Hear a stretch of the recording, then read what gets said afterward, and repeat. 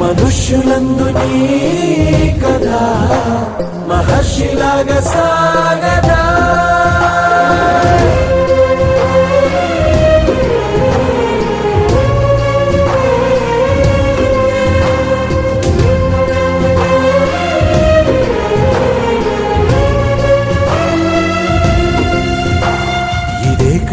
ఇదే కదా నీ కదా ముగింపులేనిదై సదా సాగదా.